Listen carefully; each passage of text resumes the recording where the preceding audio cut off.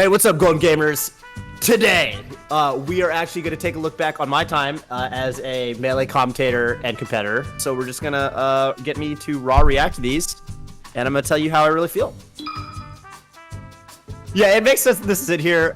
This was really crazy because I started playing Melee in 2008. Ken had already pretty much retired by the time that I started playing, but he was like a mythical figure, right? Like Ken was the king of Smash. This was Ken's first tournament back. This was Kings of Cali in SoCal, hosted by the Crimson Blur, and he, like, everyone was like, oh my god, Ken is coming to a tournament, and no one knew how good he was going to be because it's like, dude, this guy was the single best player who was unbeatable in his era. How good is he going to be today, right? And right before this, he played like an exhibition match, or like maybe it was just friendlies, but he basically played like 2 friendlies against Pew. He beat Pew in like 2 Marth Dittos on stream, on this stream setup. That happened, and I was watching them, and I was like, oh my god, Ken's so good. And then right after those 2 friendlies, the TO or whatever was like, okay, stop your friendlies, we gotta start bracket. And my first match was against Ken, and I was like, oh my god. So I just watched Ken literally like 2-0 Pew or something, and I was like, oh my god, Ken's so good. And I get rocked first game by Ken, right? And I make the comeback over the course of the set, and I slowly like start realizing like, wait, I could actually do this. Like I could actually win this. Like literally, I was his first bracket match coming back into Melee, and I think I was the first person who beat him. Like I think I was literally the first person to beat him for his like return into Super Smash Bros. Melee, which was really gnarly. So for me, I was just like, oh my god, I can't believe that just happened. Oh dude, oh my god, yeah, this is really funny. So this was a round robin pool. Here's the thing, right? Like the thing is, at the end of the day, like Mewtwo knows he's getting first in the pool, so he doesn't care. He's going Mewtwo and Roy and stuff. The way I always look at it is like, if you're getting memed on by someone who's going low tiers against you, your job is you just have to win. Like you have to win. Mewtwo was one of the best players. He won this tournament. He like straight up just beat. There were sets where he would go Mewtwo in pools against like top players, and like he would beat them. And I'm like, oh, hell no. If you're gonna go Mewtwo against me, I like will not allow myself to be memed like this. So I mean the games are closed, but I pull it out. And that's just, I think that's just what you have to do. Like, you know, there were other top players who he did this to, and they didn't take it seriously, and you know, that he got him. And I was like, no, not today. I was the only person who beat Mewtwo King at this tournament because he actually did win the tournament through winners. And this, by the way, this video for a very long time had like by far the most views of any match I was in because it's Mewtwo King playing Roy and Mewtwo. Like, who doesn't want to see that? One of the best players in the world playing Roy and Mewtwo. So yeah, next clip. Oh my goodness, this is me and Scar commentating the same tournament. This is Big House 3. This was definitely, like, in my opinion, like, I don't know what Bobby, who's behind me, thinks about this right there, but I think this was one of the tournaments that really put us on the map. Because, like, Big House 1 and Big House 2, they weren't really majors. Like, they were regionals, but Big House 3 was the first one where it felt like, oh, like, maybe Big House becomes a major, if not this iteration, the next one, right? So this was kind of it was on the cusp. And Juggle Guy has always, like, kind of been very kind to me and Bobby, and he'll message us and be like, dude, I just want you guys to commentate, like, every Big House. Like, so it's kind of been a tradition since then. And, you know, I think this was one of the sets that really put me and Bobby as a duo on the map, because we weren't doing, you got to realize at this point, we're not really doing super major top 8s yet. This was pretty, I think this was pretty cool for us. And obviously, really cool for Mewtwo King.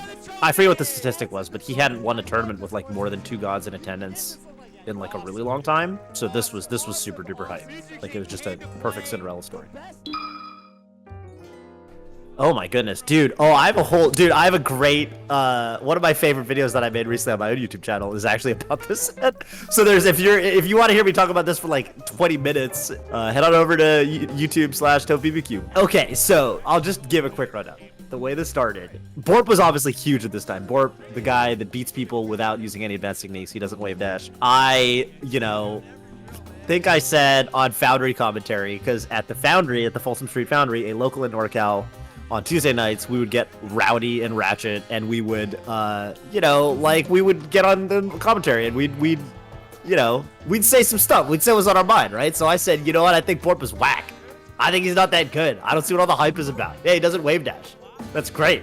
You know, he beats Pittsburgh unranked players without wave dashing. Like, that's awesome, you know? But, like, who's the best win on his belt? Like, you know, he wouldn't beat such and such, which sure would be me. I don't know actually know what I said. I'm just, shitballing. Borp is amazing, by the way, and it never actually turned into real beef, but we did get to play. I did get to play Borp in pools at Big House 4, and I swear to God, this game 1 is actually like some of the best that Borp has ever played. However, and this is what I talk about in my video, this is one of Melee's biggest Mandela effects. Because for a very long time, people would come up to me in majors and they'd be like, didn't you like lose to Borp that one time? Not only did I not lose to Borp, I do win the set. I also 2-0'd him. I win this game and then I win the next game. But Borp got a really cool tipper up smash kill on me early in this game. And people remember that because it's a highlight. And people see the highlight and they assume that, I guess, Borp got the highlight. I guess he wins the set. So for a very long time, everyone thought Borp won the set. People frequently would be like, oh yeah, you played Borp, but he like beat you. Like, that's crazy. And I'm like, no, he did not beat me. He did not take a game. It's like a Mandela effect kind of situation. And literally, if you go to the like, I did a video on how this is Melee's biggest Mandela effect. And if you go to the comments, there are people memeing on it, but there's also people that are like, oh my God, I seriously remember, like, there's so many comments that are like, in my brain, I have a deep and like profound recollection of Toph losing the set. But anyway, shoutouts to Borp. Think he still actually plays online, which is super hype. I hope he's still around. I hope he's still able to keep up with these slippy kids doing what he's doing. Oh, dang. Apex 2015. Okay, if anything, I'm the most proud of the suit that I wore. I thought I wore a nice suit with like a lime green shirt. This is the tournament that almost didn't happen. This was Apex 2015. You want to talk about Cinderella stories? This whole tournament was a Cinderella story. This tournament basically shouldn't have happened. This was the one with the snowstorm, but it was a crazy tournament. I mean, it had Leffen versus Chillin, right? It had the Chillin, the Leffen diss track. Mango called out Leffen for $1,000 the next time they would be in a tournament. Like, it was a really, really, really dope tournament.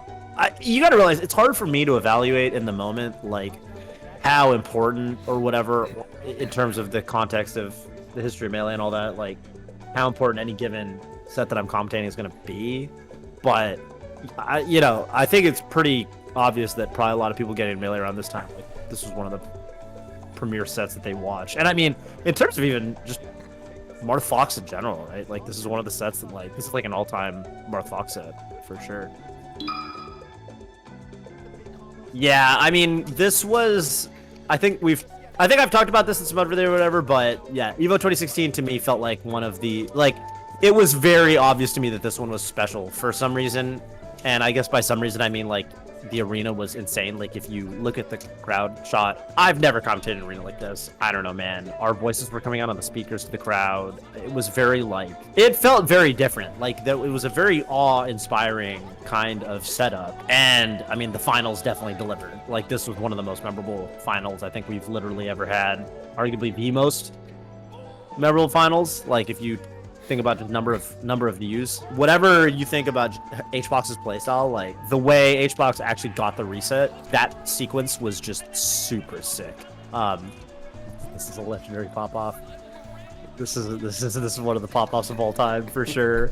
That's a legendary moment. Armada sitting in the chair. Nobody sits in a chair solidly, like nobody sits in a chair wistfully like Armada, dude. Nobody sits in a chair wistfully like Armada wistfully sat in that chair, thinking about what could have been. Yeah, this one's a banger. All right, next clip.